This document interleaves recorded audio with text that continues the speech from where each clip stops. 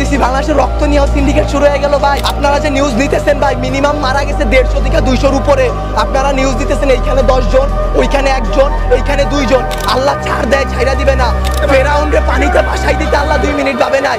আমরা তো পাপিষ্ঠ জাতি, আমরা তো খারাপ জাতি, আমাদের ডুবাই দিতে আল্লাহ 2 মিনিটও ভাববে না। তারা 36 দিন পর তারা এনসিপি গঠন করে, তারা নির্বাচন চায়, তারা এই করে, তারা সেই করে, তারা বাংলাদেশের বালের উন্নয়ন করতে পারে না।